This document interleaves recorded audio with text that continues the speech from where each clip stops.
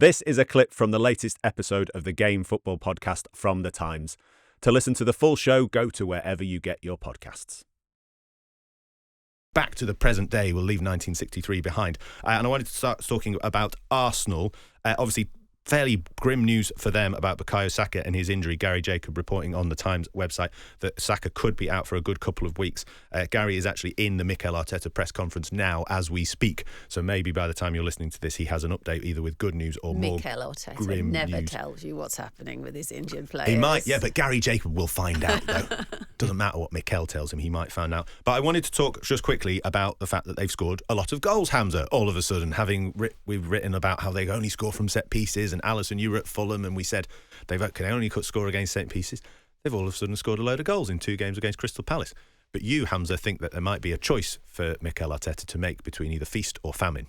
I think we may have discussed this before, the idea of like goal ratios, as in if you want to be a really good defence, you probably are going to have to limit the way that you attack a bit, just to make sure that you're not open in transition, you face fewer opportunities, that sort of stuff. And if you want to create loads of attacking opportunities, you are going to take risks, you're going to push your players forwards, which means that you might get caught on the counter. So Spurs. But it's like every team ever, trying to find that balance is a really difficult thing. But when you look at Mikel Arteta, I think what you see, and I think this is a really underappreciated aspect of him, you actually see him, because this is still his first job, you actually see him learning on the job and developing his philosophy, and people misunderstand him as a Pep disciple, but he's learnt a lot from Pep, but he's also learnt a lot himself. And I think he is generally a more conservative, risk-averse manager. So when You think that's probably his core belief? I think it's something he's developed. Right. It may be something that he inherited from David Moyes. David Moyes, yeah. Maybe, but I think, or Alex McLeish, but I think it's actually something he's developed. And I trace a lot of it back to All the Scots, basically.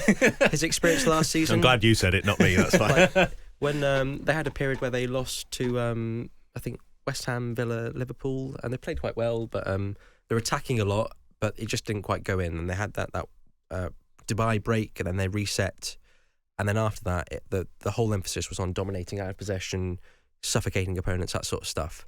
But interestingly, and that sort of framed the next few months. And then now we have this weird situation where Jesus has come in, sort of product of contingency, plays in the cup, scores a hat-trick, and then he scores again, another couple, and they score 5.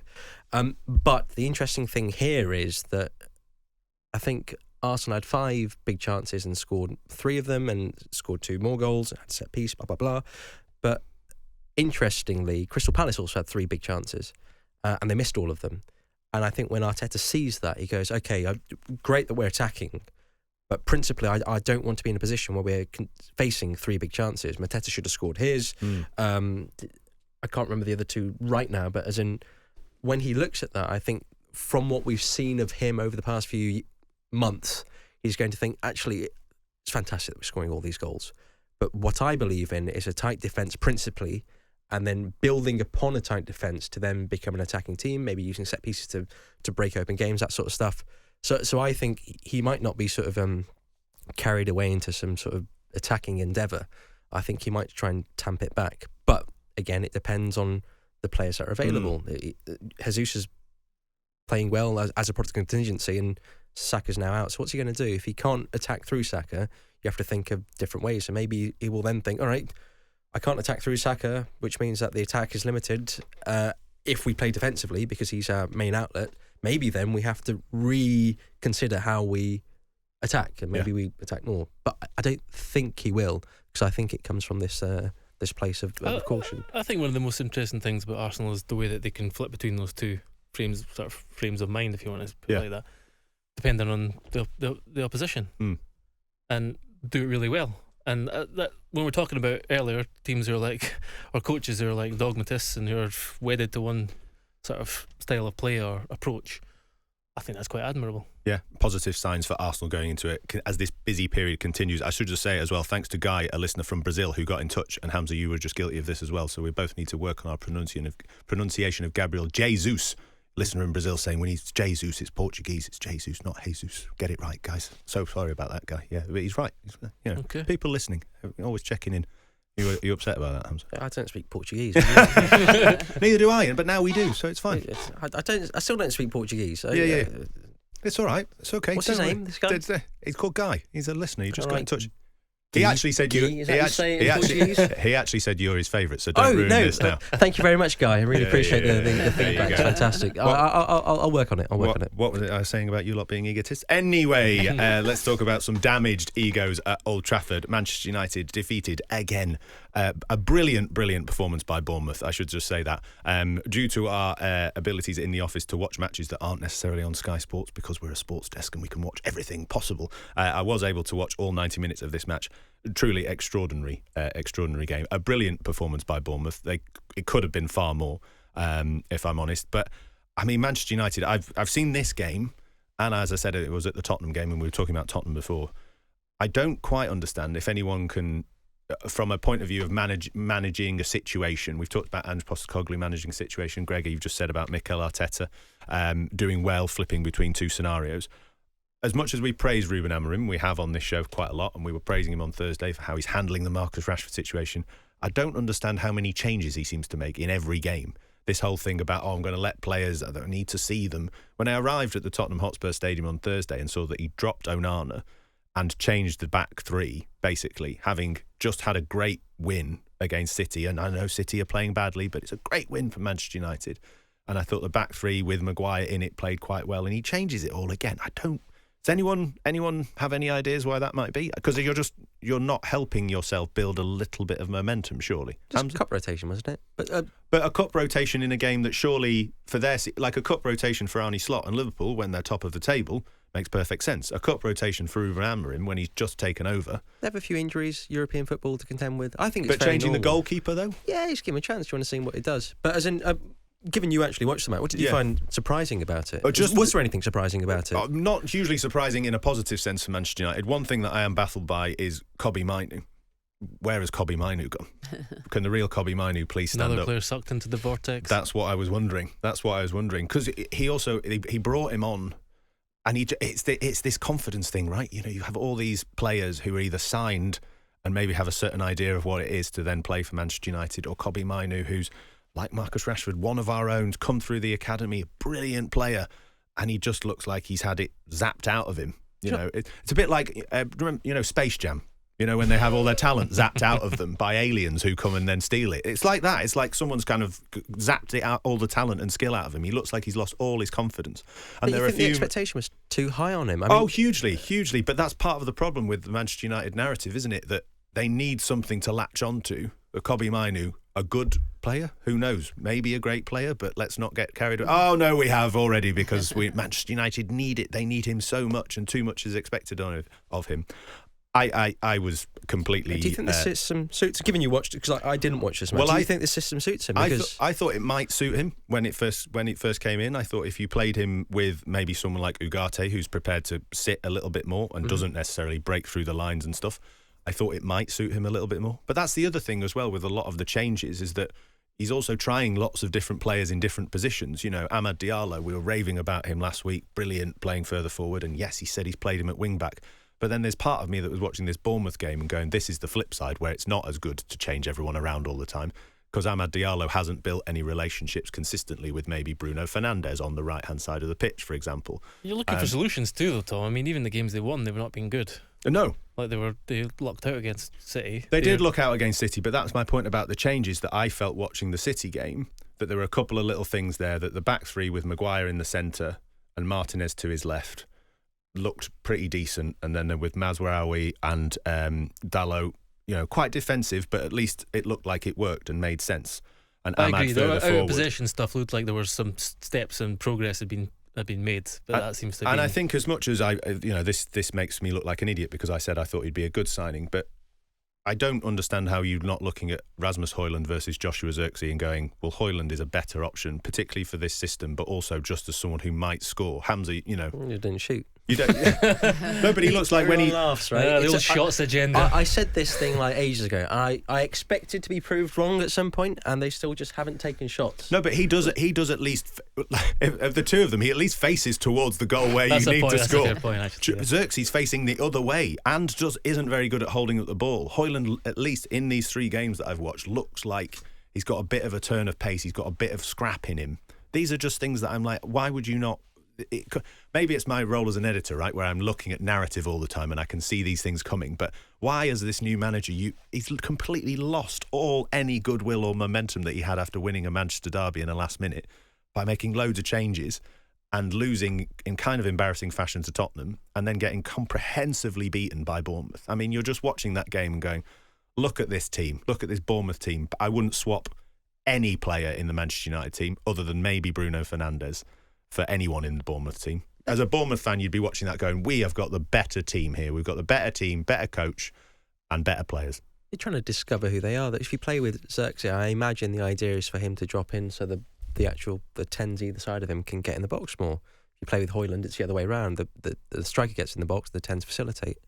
I think he's still just trying to learn how to use them. I think the Rashford thing is a big mistake, but as in the way that he's been treated. But I also entirely empathise with Rashford in that. How long's he been at the club? 20 years. A long time. 20, Yeah. I can't imagine 20 years. I'm 27, right? As in, 20 years at one single place. God, you'd get kids that they stay at home. I'll keep that in mind for your next appraisal. Kids stay at home until they're 18, and then I can't wait till you go to university. And that's a place where they're actually loved, and they don't have the media constantly scrutinising them. They don't have to perform every week. Okay, they don't get paid, these kids, You right? didn't have a camera crew following you around at university, Hamzah. What's going on? I really feel for Rashford, and I feel the same for Cobby as well, because... I feel for him as well, by the way. That's what I'm saying. He still needs to discover who he is as a player, because when he was playing for England, it was quite clear that he's a good footballer, but what specific type of footballer was never clear. And if you look statistically at him, you go, he does stuff, but I'm not quite sure what stuff he's great at yet. But when you look at him technically, you go, obviously there's a player there. It's just the route which he takes is now up in the air. So he's got to find that himself, and his manager's got to work with him on that. If he's not looking great at the moment, like, that's not his fault. He's 19, and there are senior players around him that should be. But that's what I was interested by. I was intrigued that I thought Amorim might instill him with some confidence and just go and do what you're really good at, go and enjoy your football, etc. And I feel like he's actually pulling him out of the spotlight.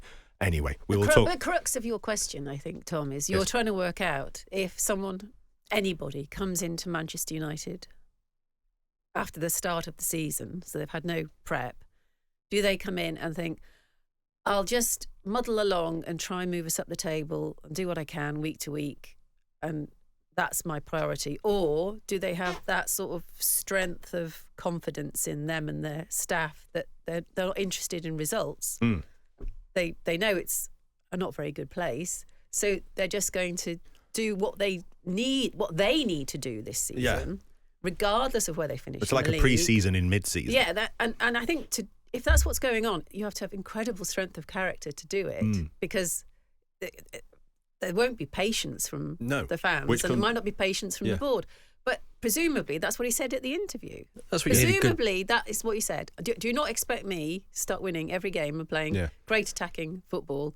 I'm going to be doing what I need to do, and that will incorporate losing games. Absolutely. Sporting director need to do that, but they sacked him. There's a way of doing it. Come back to the fault. Tottenham point about the idea that yes, you can absolutely do that, but if you're doing it and look like you're slightly going backwards, that's you have Manchester United fans walking out at 60 minutes from Old Trafford and things. About vibes, man. Keep the vibes high. It's Christmas. But what did he learn? Presumably, I think he's learned a hell of a lot from that. I think he would be, but I think I'm just slightly intrigued by the amount of risk he's taking in those moments to lose some of that maybe goodwill. Anyway, we will talk more about Manchester United. We have to whiz through some final topics on the show. Gregor, I wanted to ask you about Manchester City. You've been off for 2 weeks. Were you expecting them to come back and they'd be back on track? A few stats for you before you come in. City have already lost 9 games in all competitions this season. Only in 2019-20 and 2016-17, as a side managed by Pep Guardiola, lost more matches in a whole season, and they're already on 9 games. City are winless in 5 consecutive Premier League away games for the first time under Guardiola. Did you see this? We've been fascinated by it, all season. before you went away, you were slightly teetering towards the more, oh no, I think this season's gone now. You must have been absolutely baffled. Yeah, Hamzah actually asked me earlier when, did you think this was, the question was, when did you think that this was kind of terminal for City this season? And when we had to do a piece quite early in this sort of run, sort of saying, what does this mean for them? And my instinct then was that the season's over for them. Actually, my instinct now is that, God, I can't believe I'm going to say this, but I think it's over for Pep Guardiola at City. I know people will shout and go, what? Are you mad? But I think the same things that we've just been talking about with Amorim and Postecoglou and the experiences that a group of players go through under a manager, the phrase I always use is the water passing under the bridge. It affects the relationship you have with, and even someone of like the standing and, one of the best managers of all time that he's always regarded as, even someone like Pep. The experiences the players have gone through with him this year will change the relationship they've had with him. So unless they're going to really rip everything up, and it needs, we know that the team needs a bit of an overhaul, but even then, that's a kind of risk. It's a new, there's new kind of there'll be a new sporting director there next season as well. Like, there's a lot of change needs to happen, and the question is whether Pep's going to be willing to do that, because he'll know there's a lot of change and he'll want to leave on a high. I'm sure he'll want to do that. Yeah. A lot of things have to go right. A lot of change has to happen for him to be the man to succeed with City next season, because this season is over. Stunned silence, I would say, in the studio.